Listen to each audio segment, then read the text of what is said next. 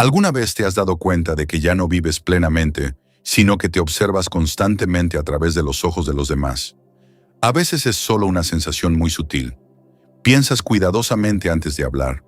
Ajustas tus emociones para que sean apropiadas. Sopesas cada opción para ver si será aceptada o no. Sigues haciendo todo como siempre, pero en tu interior hay una parte que siempre retrocede, esperando una reacción del mundo, antes de atreverse a avanzar. Carl Jung creía que hay un momento crucial en la vida psicológica en el que una persona empieza a cansarse de orientarse siempre hacia afuera. No cansada del fracaso, sino cansada de medirse constantemente según el mundo. Y ese momento no es una señal de que estés perdiendo el rumbo, sino una señal de que es hora de volver a ti mismo. Este video no te enseña a ignorar el mundo ni te aconseja que te aísles de la gente. Simplemente te guía en un viaje profundo, desde vivir bajo la mirada externa hasta centrarte únicamente en ti mismo.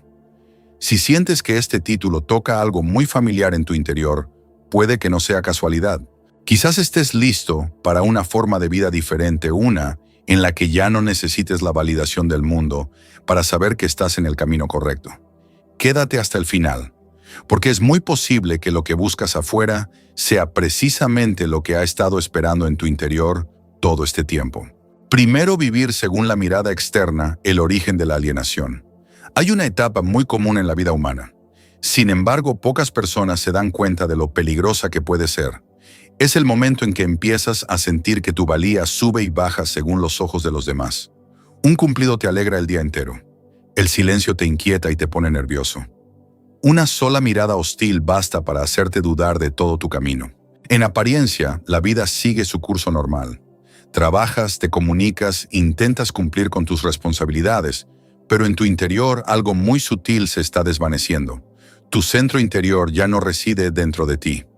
Carl Jung sostenía que en el momento en que una persona mide su autoestima por la mirada externa, es cuando pierde el ancla más profunda de su vida psicológica. No porque los demás estén equivocados, sino porque has cedido la autoridad para definirte a algo que escapa a tu control. En ese punto, la vida interior ya no se guía por el yo, sino que se controla mediante señales colectivas, miradas, reacciones y normas sociales. Ya no te preguntas, ¿esto es lo correcto para mí?, sino, ¿será aceptado? Jung no consideraba el deseo de reconocimiento como una falla moral. No juzgaba a las personas por ello. Al contrario, lo veía como una señal muy natural de una etapa de desarrollo incompleta. Cuando el yo aún no se ha establecido, cuando una persona aún no tiene un eje interno estable, se ve obligada a usar el mundo exterior como espejo para saber quién es. No porque sea débil, sino porque aún no tiene un núcleo interno lo suficientemente fuerte como para validarse a sí misma. Como escribió Jung, hasta que no hagas consciente lo inconsciente, este dirigirá tu vida y lo llamarás destino. Imagina a una persona caminando por un bosque sin brújula. Esa persona se ve obligada a mirar hacia dónde va la multitud. Si todos giran a la izquierda, él también gira a la izquierda. Si la mayoría se detiene, él también se detiene. No porque sea el camino correcto, sino porque no tiene otra forma de saber hacia dónde dirigirse. Jung llamó a este estado vivir según el mapa colectivo. Realmente no sabes a dónde vas, solo sabes que no quieres quedarte atrás. Y es precisamente en este estado donde comienza la alienación. En la psicología junguiana, la alienación no se trata de hacer algo malo o vivir de forma inmoral. La alienación se produce cuando vives cada vez más lejos de tu verdadero ser, creyendo que estás actuando correctamente bien o a la altura de las expectativas. Eliges un campo de estudio porque se considera exitoso. Eliges un estilo de vida porque es admirado. Cada elección individual parece razonable. Pero con el tiempo empiezas a sentirte vacío y agotado, como si vivieras una vida que no te pertenece del todo. Esto no es una crisis, sino el primer susurro del yo descuidado. Una vez conocí a un hombre de unos 30 años que trabajaba sin parar y siempre era elogiado por su diligencia y éxito. Pero cada vez que tenía tiempo libre, cuando nadie lo necesitaba ni lo reconocía, se sentía vacío y ansioso. Se mantenía ocupado no solo por pasión, sino por miedo a que ese sentimiento regresara. Al mismo tiempo se comparaba constantemente con personas de su edad y siempre se sentía más lento, menos capaz, insuficiente. No se daba cuenta de que cada comparación era una negación de su propio proceso único. Un proceso que, como enfatizó Jung, nunca es idéntico al de nadie más. Jung creía que cada persona tiene un ritmo muy individual de desarrollo psicológico. Cuando uno vive según la mirada externa, se obliga a seguir el ritmo de otra persona. Y cuando ese ritmo no coincide con su proceso natural, surge un conflicto interno. El cansancio, la desorientación y la sensación de no vivir la propia vida son las consecuencias de ese conflicto. Desde la perspectiva de Jung, centrarse solo en uno mismo no es una llamada al egoísmo ni al aislamiento. Es una invitación a regresar al ancla interior que se ha descuidado. Es dejar de usar la mirada externa para definir quién eres. Es empezar a preguntarse qué tiene verdadero significado para uno mismo, aunque nadie lo reconozca. Cuando empiezas a hacerte estas preguntas, te preparas para salir del mapa colectivo y encontrar tu propia brújula. Y el momento en que de repente te das cuenta de que has vivido demasiado tiempo a través de los ojos de los demás, no es un colapso, sino una suave llamada interior. Un recordatorio de que es hora de detenerte, regresar y escuchar lo que realmente quiere vivir a través de ti. Número 2. La persona. El precio de querer ser aceptado. Hay un momento muy sutil en el que empiezas a darte cuenta de que has vivido demasiado tiempo a través de los ojos de los demás. Y en ese preciso instante surge una pregunta silenciosa. ¿Quién ha estado viviendo en mi lugar todos estos años? Según Carl Jung, la respuesta, a menudo no son otras personas, sino una estructura psicológica muy familiar que rara vez se confronta directamente a la persona. Esta es la máscara social que aprendemos a usar desde muy pequeños para adaptarnos, ser aceptados y evitar ser excluidos del grupo. La persona no fue creada para dañarnos, fue creada para ayudarnos a sobrevivir en el mundo humano. El problema comienza cuando olvidamos que es solo un rol y empezamos a creer que es nuestra verdadera identidad. Jung enfatizó que la persona nunca tuvo la intención de transmitir significado en la vida. Es una herramienta, no la esencia. Cuando empiezas a buscar el sentido de la vida, una sensación de existencia y seguridad interior, a través de esa máscara, se produce una profunda desalineación. Ya no vives desde dentro hacia afuera, sino que vives para mantener una imagen externa. Y cuanto más te aferras a esa imagen, más te alejas de ti mismo. El miedo a ser juzgado es lo que gradualmente transforma a la persona de una herramienta en una prisión. Al principio, simplemente quieres evitar problemas, conflictos y juicios. Ajustas tus palabras para ser diplomático, reprimes tus emociones para ser apropiado, eliges una forma de vida segura para no decepcionar a nadie. Pero con el tiempo empiezas a sentir que ya no te está permitido desviarte de ese rol. Cada pensamiento discordante genera ansiedad. La persona ya no te protege del mundo. Protege al mundo de tu verdadero ser. Jung advirtió muy claramente sobre esto cuando escribió: la persona es aquello que en realidad uno no es, pero que uno mismo y los demás creen que es. Cuando te identificas completamente con la persona, empiezas a vivir para una imagen en lugar de para tu verdad interior. A partir de ahí surge una forma muy sutil de adicción, la adicción al reconocimiento. Necesitas halagos para sentirte bien, comentarios positivos para creer que tienes razón. No porque seas egoísta o superficial, sino porque has depositado tu autoestima en la máscara en lugar de en tu verdadero ser. Una amiga mía trabaja en un entorno creativo y siempre la describen como agradable profesional y la candidata perfecta. Sabe exactamente qué decir en las reuniones, qué publicar en redes sociales y qué imagen proyectar para no incomodar a nadie. Pero en una conversación muy privada admitió que ya no sabe qué es lo que realmente disfruta. Cada vez que quiere hacer algo diferente, inmediatamente escucha una serie de preguntas en su cabeza. ¿Les parecerá raro a los demás? ¿Se decepcionarán? ¿Me juzgarán? No vive mal, pero ha vivido demasiado tiempo dentro de la fachada y ha perdido la sensación de vivir con autenticidad. Su ansiedad no proviene del fracaso, sino de no tener ya dónde quitarse la máscara. Centrarse solo en uno mismo en este contexto no significa rebelarse ni abandonar todos los roles sociales. Jung no fomentaba la destrucción ciega. Centrarse en uno mismo aquí significa empezar a reconocer qué es la fachada y qué es el yo. Significa atreverse a reconocer que ciertos aspectos de tu vida existen solo para ser aceptados, no porque surjan de una verdad interior. Y cuando empiezas a flexibilizar la máscara, aunque sea ligeramente, aparece la ansiedad, porque abandonas una zona de seguridad que te resulta familiar. Pero Jung creía que esta ansiedad no es señal de que vayas por el camino equivocado, sino de que estás rozando la verdad.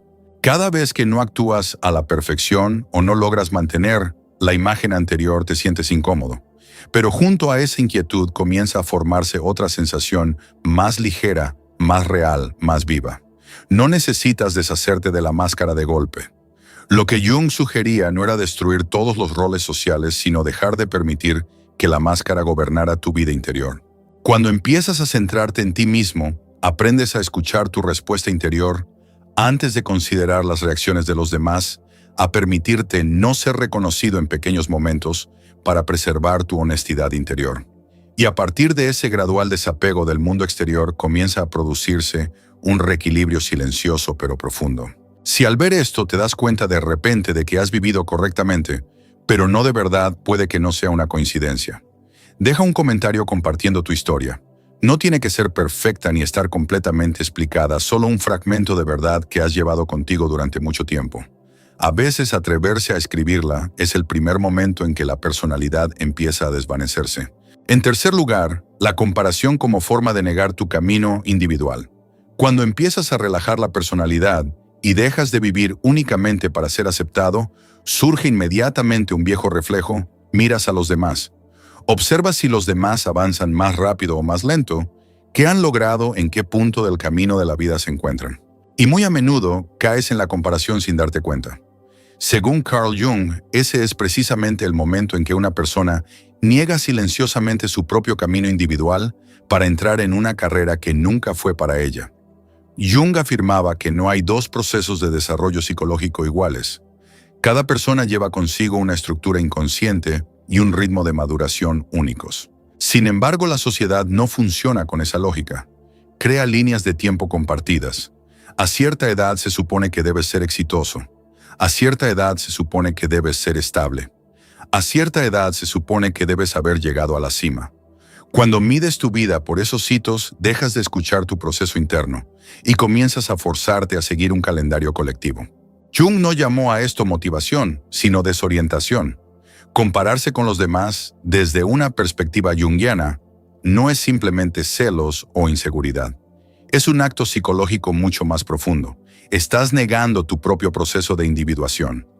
La individuación es el camino que cada individuo debe recorrer para convertirse en sí mismo, no en una versión exitosa de otra persona.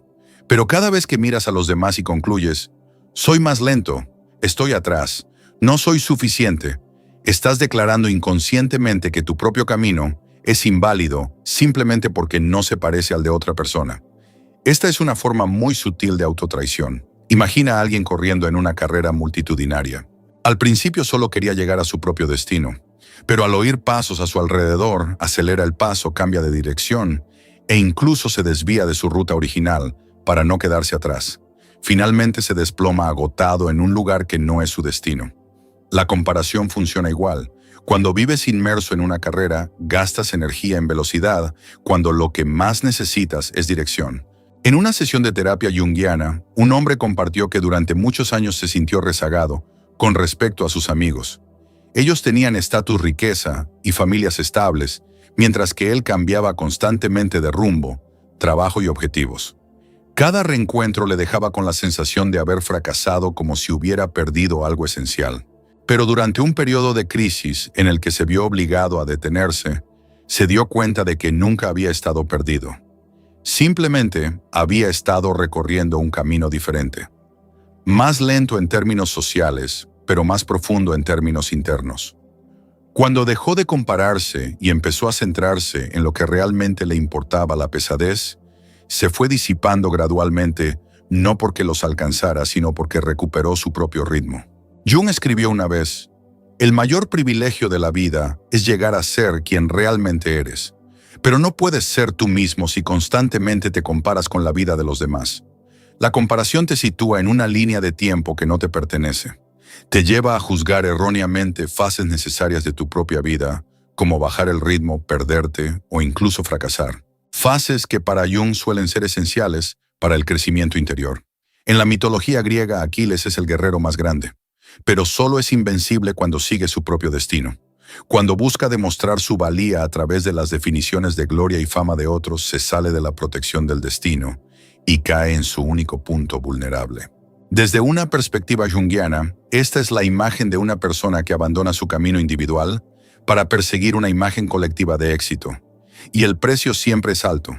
En esta etapa, centrarse solo en uno mismo no significa darle la espalda al mundo ni aislarse. Simplemente significa dejar de usar la vida de los demás como vara de medir el propio proceso. Significa comprender que no haber alcanzado los estándares sociales no significa fracasar, sino que puede significar que uno se está preparando para un tipo diferente de madurez. Olvidar a los demás en el verdadero sentido junguiano significa olvidar sus cronogramas, significa dejar de preguntarse dónde estoy en comparación con ellos y volver a la pregunta mucho más importante: ¿estoy en sintonía conmigo mismo? Cuando uno empieza a centrarse en esa pregunta, la carrera se disuelve. No porque se gane o se pierda, sino porque uno se da cuenta de que nunca estuvo destinado a correr en ella. Y es precisamente cuando uno deja de compararse con los demás que su camino individual se vuelve verdaderamente visible, claro y vivo, tal como siempre lo ha sido. Número 4. Retirar la proyección. ¿Quién te está juzgando realmente? Hay un momento muy particular que se produce después de haber superado la comparación y haber empezado a cuestionar los estándares colectivos. Es cuando te das cuenta de que ya no persigues a nadie. Sin embargo, el miedo a ser juzgado no ha desaparecido. Ya no compites abiertamente ni comparas logros, pero una mirada, un comentario ambiguo o incluso el silencio aún pueden hacerte sentir observado. Según Carl Jung, esto no es una contradicción. Es una señal de que te encuentras en una capa más profunda del camino de regreso a ti mismo, la capa donde la proyección aún no se ha retirado. Jung creía que la mayoría de las obsesiones con ser juzgado por los demás no se originan en el mundo exterior, sino en aspectos no reconocidos de la vida interior. Él llamaba a esta proyección el acto de atribuir inconscientemente material interno a otros. Cuando un sentimiento o una autoimagen es demasiado difícil de aceptar, la psique se lo asigna a otra persona. Creemos que están pensando en nosotros juzgándonos, cuando en realidad es la voz de nuestra propia sombra interior. Jung escribió: todo lo que nos irrita de los demás puede llevarnos a comprendernos a nosotros mismos. El miedo a ser juzgado funciona mediante el mismo mecanismo. Quizás creas que los demás son duros contigo, pero observa con más atención. ¿Quién te impide cometer errores? ¿Quién te susurra constantemente que no eres lo suficientemente bueno, ni lo suficientemente rápido, ni lo suficientemente correcto? Muy a menudo no es nadie externo, sino una parte de ti, la sombra, el aspecto reprimido y negado de tu psique. Cuando no se reconoce la sombra, no desaparece, sino que continúa influyendo en cómo interpretas el mundo. Permíteme contarte la historia de una mujer que estaba constantemente preocupada porque sus colegas no la respetaban. Sentía que cada pregunta conllevaba dudas y cada comentario era una crítica. Pero cuando comenzó a trabajar profundamente consigo misma, se dio cuenta de que dentro de ella vivía una fuerte creencia: no soy lo suficientemente buena. Esa creencia nunca se había expresado en voz alta. Sin embargo, siempre estaba presente. Y como no podía aceptarla como algo que necesitaba sanación, la proyectaba inconscientemente hacia afuera, creyendo que los demás lo pensaban por ella. Cuando empezó a confrontar sus propias dudas, ocurrió algo extraño. El mundo exterior parecía menos crítico, no porque los demás hubieran cambiado, sino porque la proyección se había retirado. Desde la perspectiva de la ciencia moderna, esto no es desconocido. Muchos estudios de psicología cognitiva demuestran que el cerebro interpreta la información ambigua según las creencias preexistentes.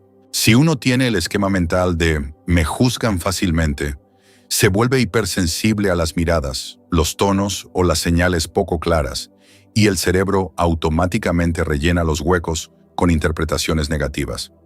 Jung describió este fenómeno mucho antes que la investigación contemporánea. El mundo que temes a menudo refleja aquello que aún no te has atrevido a afrontar en tu interior. Cuando empiezas a integrar la sombra, permitiéndote ver y dialogar con las partes que antes negabas, se produce un cambio crucial. Las voces externas pierden su poder. No porque te vuelvas indiferente, sino porque ya no necesitas que otros carguen con tus conflictos internos no resueltos. Puedes escuchar críticas sin derrumbarte y afrontar desacuerdos sin sentirte amenazado, porque has asumido la responsabilidad de tu propio mundo interior. Centrarte solo en ti mismo a este nivel ya no significa aislarte de la sociedad, ni ignorar lo que piensen los demás. Es el acto de recuperar la energía psicológica que inconscientemente has entregado al mundo. Cada vez que te preocupas por ser juzgado, esa energía se proyecta hacia afuera. Cuando te vuelves hacia atrás y te preguntas, ¿qué parte de mí dice esto?, traes esa energía de vuelta a tu interior. Jung veía esto como la transición de vivir reaccionando al mundo a vivir en diálogo contigo mismo. Olvidar a los demás en este contexto no significa negar su existencia, sino dejar de usarlos como espejos de conflictos internos no resueltos. Cuando ya no necesitas que el mundo cargue con lo que aún no has aceptado, el mundo se vuelve más neutral y menos amenazante. Y en ese silencio emerge un nuevo tipo de libertad. Cuando se retira la proyección, dejas de preguntarte, ¿quién me está juzgando? Y empiezas a preguntarte qué dentro de ti quiere ser visto. Y en el momento en que te atreves a quedarte con esa pregunta, das un paso muy profundo en el camino de regreso a ti mismo. Y si en el silencio final te das cuenta de que ya no quieres preguntar quién te mira, sino qué dentro de ti se refleja, deja una palabra en los comentarios: espejo. A veces simplemente atreverse a reconocer el espejo es suficiente para que el viaje comience a cambiar. Número 5. La soledad. Una condición necesaria para encontrarse con el yo. En el momento en que dejas de creer que todas las miradas a tu alrededor están fijas en ti, la vida de repente se ralentiza de una manera muy extraña. Los ruidos que antes llenaban tu mente retroceden gradualmente, y en ese silencio sereno comienzas a tocar un estado familiar que has evitado durante mucho tiempo: la sensación de soledad. Según Carl Jung, esto no es un paso atrás, sino una señal de que te estás acercando a tu centro interior.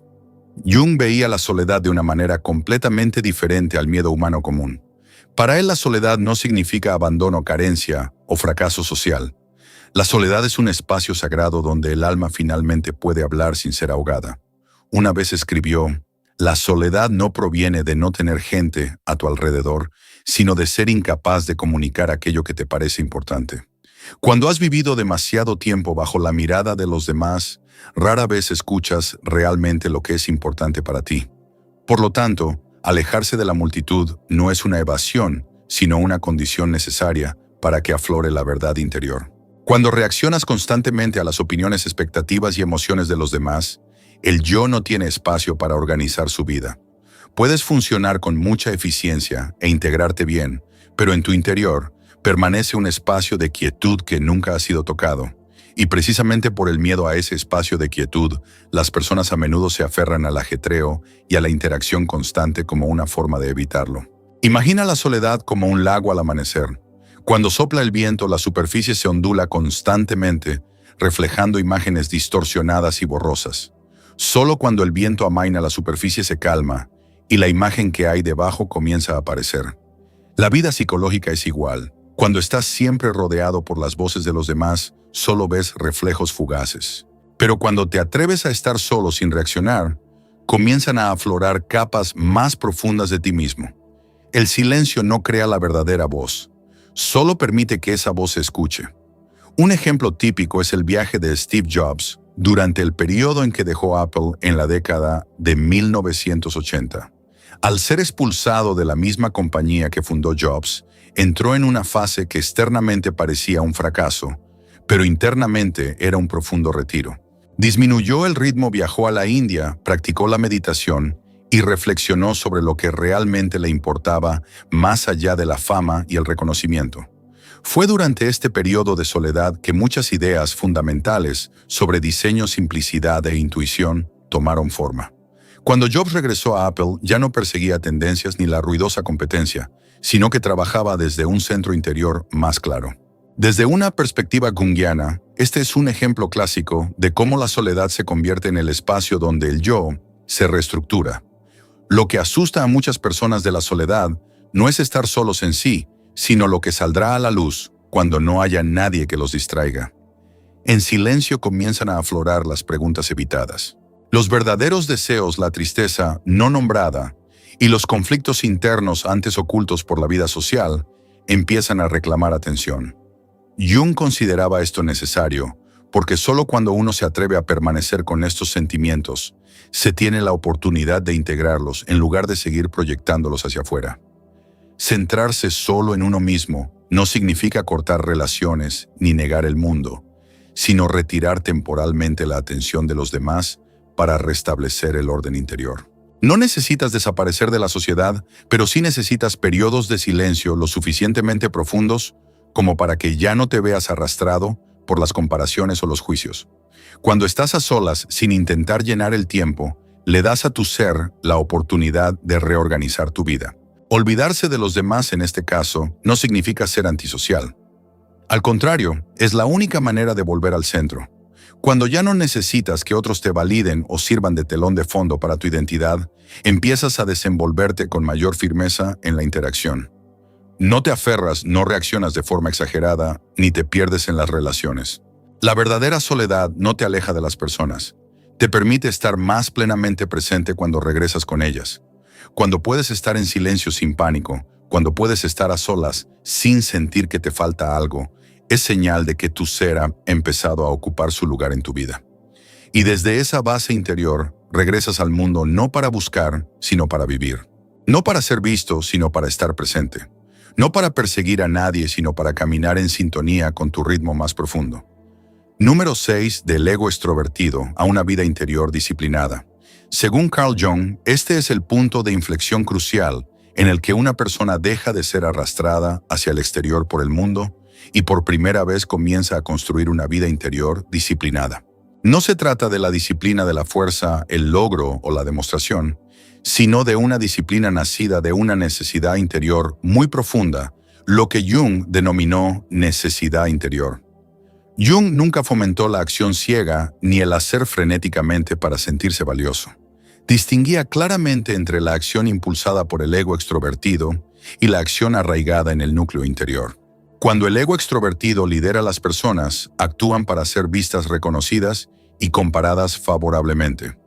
El ritmo de la vida queda entonces dictado por la retroalimentación externa. Pero cuando la acción surge de una necesidad interior, uno actúa porque algo dentro exige ser realizado, aunque nadie lo vea, nadie lo elogie y nadie lo entienda. Jung escribió: el zapato que le queda bien a una persona le aprieta a otra. No existe una receta para la vida que sirva para todos los casos. La verdadera disciplina no puede provenir de una fórmula universal. Solo aparece cuando escuchas tu propio ritmo. Imagina una vida interior disciplinada como un árbol con raíces que crecen profundamente bajo tierra. Las raíces no son visibles ni impresionantes. Sin embargo, determinan si el árbol puede resistir las tormentas. Si solo te concentras en alimentar las hojas y dar forma a la copa para que luzca bien el árbol, puede parecer sano hasta que llegue la primera tormenta. La disciplina junguiana no se trata de hacer que la copa de tu vida sea más impresionante, sino de regresar diariamente para nutrir esas raíces invisibles en silencio. Una vez conocí a un hombre llamado León que trabajaba en finanzas y estaba acostumbrado a un ritmo acelerado y a metas ligadas al reconocimiento. Después de un periodo de agotamiento decidió bajar el ritmo. Curiosamente, no descansó por completo ni se embarcó en un plan de superación personal drástico.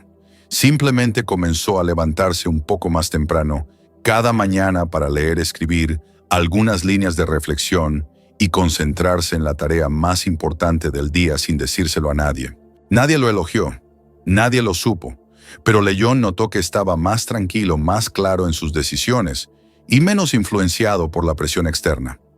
No se volvió mejor que los demás, sino más auténtico consigo mismo. Y desde ese ancla interior, la eficacia externa surgió como consecuencia, no como objetivo.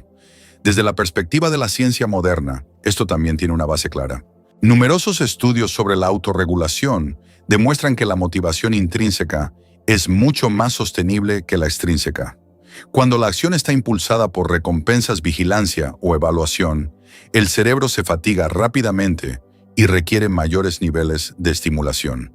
Por el contrario, cuando la acción está ligada al significado personal y a la coherencia interna, el sistema nervioso mantiene un estado de concentración más estable. Jung describió este fenómeno desde sus inicios en el lenguaje de la psicología profunda. La energía psíquica fluye a largo plazo solo cuando sirve al proceso de autodescubrimiento. En esta etapa, centrarse únicamente en uno mismo ya no significa alejarse del mundo, sino establecer un nuevo orden de prioridades. Uno invierte en sí mismo no para superar a los demás, sino para no traicionar aquello que sabe que es verdad para sí mismo. Puede que uno haga menos que los demás, que avance más despacio, pero cada paso tiene peso. Esta disciplina suele ser solitaria porque no produce una historia fascinante que contar. No hay logros inmediatos ni aplausos, y precisamente por eso permanece imperturbable. Desde la perspectiva de Jung, el verdadero crecimiento es casi siempre silencioso. No se trata de un avance repentino, sino de una acumulación silenciosa. Cada día eliges hacer lo necesario sin presiones. Cada vez que cumples tu palabra en asuntos pequeños, fortaleces tu centro interior. Y cuando ese centro se consolida, actúas en el mundo sin dejarte arrastrar por él. Cuando la vida interior está disciplinada, ya no necesitas un control externo excesivo. No tienes que obligarte a esforzarte más porque la energía ya está ahí. No necesitas demostrar nada porque el camino es claro. Y es precisamente entonces cuando te das cuenta de una paradoja muy junguiana. Cuanto más te enfocas en ti mismo, más presente estás en la vida. Silencioso, discreto, pero con peso. Esta es la disciplina que nadie ve. Sin embargo, sustenta toda tu vida. Y si estas líneas te conmueven de una manera muy serena, no explosiva, pero lo suficiente como para hacerte detenerte y observar más profundamente tu propio ritmo de vida, dale me gusta a este video. No como una respuesta externa, sino como una pequeña señal de que eliges escuchar algo muy real en tu interior. A veces incluso un gesto tan silencioso es una forma de disciplina interior. Número 7. Retirar energía del mundo. Deja de buscar validación. ¿Qué sucede cuando has construido una vida interior disciplinada, pero aún sientes que esperas la respuesta del mundo? Cuando ya no eres caótico, ni buscas comparaciones, ni reaccionas a ciegas. Pero en tu interior persiste un movimiento muy sutil, el deseo de ser reconocido, de ser visto, de recibir la confirmación de que estás en el camino correcto. Según Carl Jung, esto no es un fracaso del viaje interior, sino la siguiente etapa de la maduración del ego, el momento en que la energía comienza a retirarse del mundo. Cuando el ego es inmaduro, necesita reflexión para saber que existe. Los elogios, la atención y la retroalimentación positiva del exterior sirven como espejos a través de los cuales el ego toma forma. Pero Jung creía que el ego no está destinado a permanecer en ese estado. A medida que el ego madura, ya no necesita que el mundo le diga constantemente que está bien. Comienza a sustentarse sobre una base diferente, la unidad interior. En este punto, el valor ya no proviene de cuánto tienes, cuántas personas te reconocen o tu posición en el orden social, sino de una profunda convicción interna de que lo que vives, piensas y haces no entra en conflicto entre sí. Mucha gente confunde centrarse en uno mismo con egoísmo, orgullo o retraimiento. Pero desde una perspectiva junguiana, retirar energía del mundo no significa alejarse de los demás, sino dejar de utilizarlos como fuente de tu autoestima. Si aún necesitas validación, significa que una parte de tu energía psíquica sigue fluyendo hacia afuera, esperando ser devuelta en forma de elogios o atención. Como resultado, tu vida emocional permanece regulada externamente, incluso si aparentas independencia. Una vez conocí la historia de Ana, una mujer que había superado la comparación y ya no temía demasiado al juicio de los demás. Tenía una vida interior relativamente sólida, trabajaba con constancia y no perseguía una imagen. Pero cada vez que compartía un proyecto personal, inconscientemente buscaba retroalimentación. No porque fuera débil, sino porque una parte de ella aún se preguntaba, ¿esto es lo suficientemente bueno como para ser visto? Cuando notó ese sutil movimiento y se detuvo, no forzándose a ser indiferente, sino volviendo a la sensación interna de trabajar, se produjo un cambio silencioso. Ya no se dejaba influir por las reacciones de los demás. El trabajo seguía siendo el mismo, pero sus emociones eran más ligeras. No perdió la motivación, perdió la dependencia. Jung escribió, lo más aterrador es aceptarse a uno mismo por completo. Aceptarse plenamente significa que ya no necesitas que nadie más sea testigo de tu valía. Esto asusta a un ego inmaduro porque está acostumbrado a nutrirse de la retroalimentación. Pero para un ego que ha adquirido suficiente experiencia, esto se convierte en liberación. Ya no necesitas demostrar nada porque ya no hay ninguna parte interna que exija reafirmación. Imagina la energía psíquica como un arroyo. Cuando buscas constantemente validación, ese arroyo fluye hacia afuera, extendiéndose por todas partes. Cuando retiras la energía, no desaparece, sino que se filtra en la tierra, nutriendo las raíces. Nadie ve el agua bajo tierra, pero determina si el árbol sobrevive a la sequía. Lo mismo ocurre con el valor interior. No necesita ser exhibido, pero cuando es lo suficientemente profundo, toda acción externa se vuelve estable. La independencia emocional en la psicología junguiana no significa no necesitar a nadie, sino no dejarse perturbar por la respuesta de los demás. Cuando el yo comienza a coordinar la vida, las emociones ya no fluctúan según las miradas externas. Se puede recibir elogios sin excitación excesiva y críticas sin derrumbarse. No porque estés insensible, sino porque el centro de regulación se ha desplazado del exterior al interior. Centrarte solo en ti ya no supone un esfuerzo. Se convierte en un estado natural. No necesitas intentar olvidar a los demás porque cuando la energía se retira hacia adentro, los demás pierden su influencia de forma natural. No te preocupa demostrar que tienes razón. Tampoco necesitas que nadie confirme que estás en el camino correcto. Lo sabes no intelectualmente, sino a través de una profunda coherencia interna. Y este es un momento muy particular de madurez psicológica en el que te das cuenta de que ya no vives para ser visto. No para ser reconocido, pero sí para no traicionar lo que sabes que es verdad. El mundo sigue ahí, la gente sigue ahí, pero ya no tienen autoridad sobre tu vida interior. Y en ese recogimiento silencioso surge una forma singular de libertad. Una libertad que no necesita oponerse a nadie ni superar a nadie, porque ya no te encuentras en el mismo plano de referencia. Cuando llegues a este punto del camino, quizás te des cuenta de que centrarte solo en ti mismo nunca fue un acto de rebeldía ni un retraimiento frío. Es un regreso muy silencioso, un cambio discreto del centro de la vida, del exterior al interior. Ya no necesitas que el mundo confirme quién eres. Ya no necesitas la mirada de los demás como prueba de tu valía. Empiezas a sustentarte sobre una base diferente, la coherencia interior. A partir de ahí, la vida no necesariamente se vuelve más fácil, pero sí más auténtica. Ya no tienes que vivir deprisa para seguir el ritmo de nadie, vivir correctamente, para ser aceptado, ni vivir a lo grande para ser visto. Solo necesitas vivir en sintonía con lo que resuena más profundamente en tu interior. Y paradójicamente es precisamente cuando dejas de buscar tu lugar en el mundo que éste pierde el poder de perturbarte. Si este video te hace reflexionar un momento o te toca una sensación muy familiar que nunca habías nombrado, compártelo con alguien que también esté cansado de vivir bajo la mirada de los demás. Y si quieres continuar este viaje hacia la vida interior, suscríbete al canal para seguir caminando con nosotros. No para convertirte en una mejor versión para el mundo, sino para dejar de perderte en él.